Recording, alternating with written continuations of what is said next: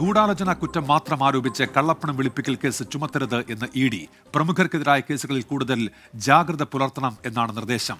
Director Rahul നവീനാണ് E D ഉദ്യോഗസ്ഥർക്ക് നിർദ്ദേശം നൽകിയത്. ബൽറാം നെടുങ്ങാടിയുടെ വിവരങ്ങളുമായി ഡൽഹിയിൽ നിന്ന്. ബൽറാം, ഈ കോടതികളിലെ തുടർ തിരിച്ചടികളുടെ പശ്ചാത്തലത്തിലായിരിക്കുമല്ലോ അല്ലേ നിർദ്ദേശം?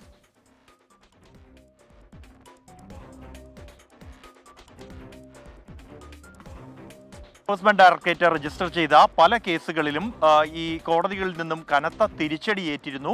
സുപ്രീം കോടതിയിൽ 2 കേസുകളിലടക്കം ഇത്തരത്തിൽ ഇ ഡിക്ക് ഈ കേസ് കോടതിയിൽ നിലനിൽക്കാത്ത സാഹചര്യം ഉണ്ടാവുകയും വിമർശനമേൽക്കുകയും ചെയ്തു. ഈ ഒരു പശ്ചാത്തലത്തിലാണ് എൻഫോഴ്സ്മെന്റ് ഡയറക്ടറേറ്റിന്റെ ഡയറക്ടർ രാഹുൽ നവീൻ ഉന്നത ഉദ്യോഗസ്ഥർക്ക് ഇത്തരത്തിൽ നിലനിൽക്കുന്ന കേസുകളിൽ മാത്രം നടപടികളുമായി അല്ലെങ്കിൽ കള്ളപ്പണം വെളുപ്പിക്കൽ കേസ് രജിസ്റ്റർ ചെയ്ത് മുന്നോട്ട് പോകണമെന്ന നിർദ്ദേശം നൽകിയിരിക്കുന്നത്. ഗൂഢാലോചന കുറ്റം എന്നുള്ള പ്രാഥമികമായി ഏത് കേസിലും ചുമത്താവുന്ന ഒരു കുറ്റമാണ്.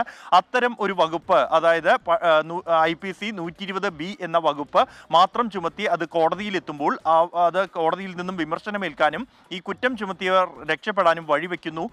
അടുത്തിടെ ഉണ്ടായ കർണാടക ഉപമുഖ്യമന്ത്രി DK ശിവകുമാറിനെതിരായ കേസ്, കൂടാതെ ഛത്തീസ്ഗഡ് മുൻ മുഖ്യമന്ത്രി ഭൂപേഷ് ബാഗലിനെതിരായ കേസുകളിൽ അടക്കം സുപ്രീം കോടതിയിൽ നിന്നും തിരിച്ചടിയേറ്റിരുന്നു. മറ്റ് പല ഹൈക്കോടതികളിൽ നിന്നും തിരിച്ചടി ഏറ്റ കേസുകളുണ്ട്. അതുകൊണ്ട് തന്നെ ഗൂഢാലോചന കുറ്റം മാത്രം ചുമത്തി കേസെടുത്ത് മുന്നോട്ട് പോകരുത്, മറിച്ച് PMLA വകുപ്പ് നിലനിൽക്കുന്ന അഴിമതി മുതൽ വന്യജീവി നിയമത്തിന്റെ ലംഘനം അടക്കമുള്ളവയെ സംബന്ധിച്ചുള്ള കള്ളപ്പണം വെളുപ്പിക്കൽ, ഇതുമായി ബന്ധപ്പെട്ട കൃത്യമായ വകുപ്പുകൾ ചുമത്തി വേണം കേസെടുത്ത് മുന്നോട്ട് പോകാൻ എന്ന നിർദ്ദേശമാണ് ഇ ഡിയുടെ ഡയറക്ടർ രാഹുൽ നവീൻ ഉന്നത ഉദ്യോഗസ്ഥർക്ക് നൽകിയിരിക്കുന്നത്. വരുന്ന കേസുകളിലെല്ലാം തന്നെ, പ്രത്യേകിച്ച് ഉന്നതർ പ്രതികളായി വരുന്ന കേസുകളിൽ ഇത്തരത്തിൽ കനത്ത ജാഗ്രത പുലർത്തണം എന്നാണ് നിർദ്ദേശം നൽകിയിരിക്കുന്നത്. ബൽറാം നെടുങ്ങാടിയാണ് ഡൽഹിയിൽ നിന്ന് വിവരങ്ങൾ നൽകിയത്.